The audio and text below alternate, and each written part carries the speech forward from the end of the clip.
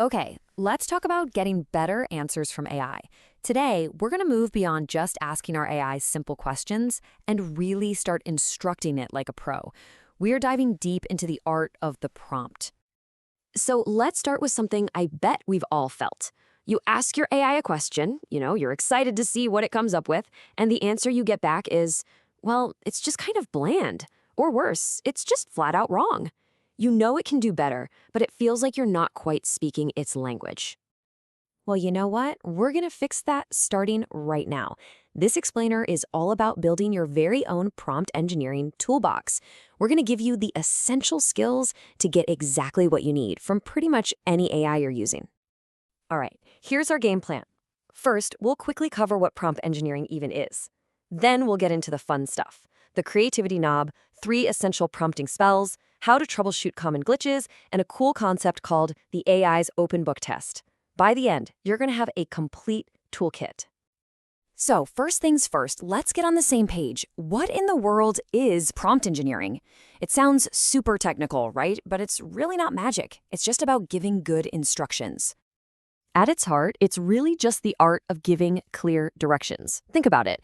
It's the difference between vaguely asking for a story and asking for a story about a lost robot in a futuristic city written in the style of a 1940s noir detective. See, it's all about adding that specific detail and context.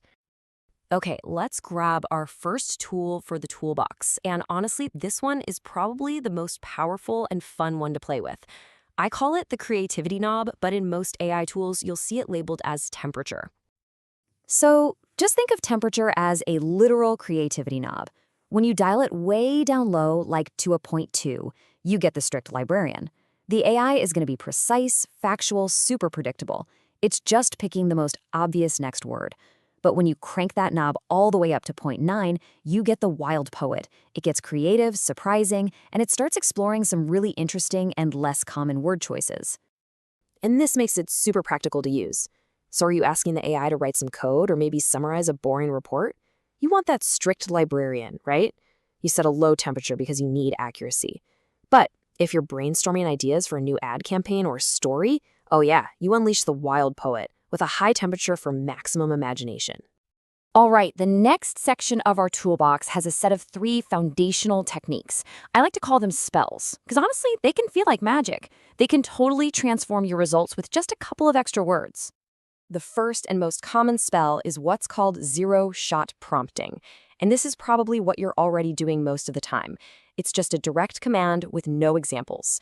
It's like walking up to a stranger on the street and asking for directions. It's fast, it's simple, and it works great for straightforward tasks. But what if you need a really specific format or style? Well, that's where our second spell, few-shot prompting, comes into play. Instead of just asking, you first show the AI what you want. It's like handing that stranger a map with your destination already circled. Here's how it works in practice. You literally give the model a couple of examples of an input and the output you want. Like, here's a document, and here's the one-sentence summary. Then you do it again. You're teaching it a pattern on the fly, guiding it to give you the exact structure and style you're looking for. It's so powerful. Our third and final spell is role prompting, and this one is a real game changer. Instead of just giving a command, you tell the AI who it should be. It's the huge difference between just asking a stranger for directions and saying, "You are an expert local tour guide. Tell me the most scenic route." By assigning a role, you tap into a whole new tone, style, and knowledge set. So you've set your temperature, you've used one of our magic spells, but things can still go a little wrong. Let's talk about the most common AI glitches you'll run into, and more importantly, how to fix them. The most famous glitch is the hallucination, which is when an AI just confidently makes stuff up. Now this happens because, and this is so important to remember, the AI is a word prediction engine, not a fact database. It's just guessing the next most likely word. And a huge cause of this is something called a knowledge cutoff. If a model's training data stopped in early 2023, it literally has no idea what happened yesterday. Okay, have you ever had an AI just stop right in the middle of a sentence? The culprit is almost always a little setting called max output tokens. A token is basically a piece of a word, and this setting acts like a strict word count on an essay for the AI's response. A pretty common limit is something like 4096 tokens. And here's the kicker. That number includes your prompt and the AI's response. If the whole conversation hits that ceiling, the answer just gets chopped off. But the fix is super simple. You just find this setting in your AI tool and increase the number. And now for our most advanced tool, one that directly solves that knowledge cutoff problem we were just talking about. It's a system called Retrieval Augmented Generation, or just RAG for short. Let's stick with an analogy. A standard AI model is basically taking a closed book test.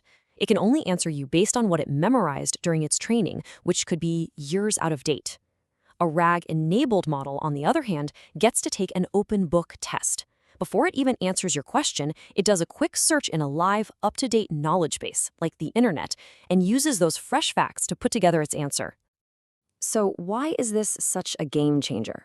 Well, first off, it fights those hallucinations by grounding the AI in actual, current facts. It totally solves that knowledge cutoff problem so you can get timely info. And most importantly, it anchors the AI's answers in reality, not just some patterns it memorized a few years ago. Wow, we have covered a lot of ground.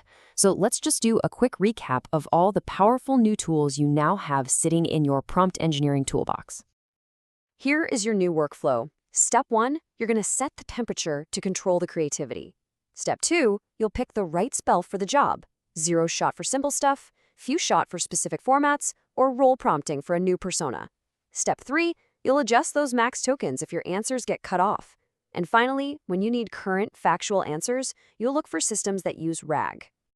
You've officially graduated from just asking questions. You're an instructor now, a conductor. You're a prompter. You have the tools to guide the AI to create exactly what you're picturing in your head. So the only question left is, what will you create first?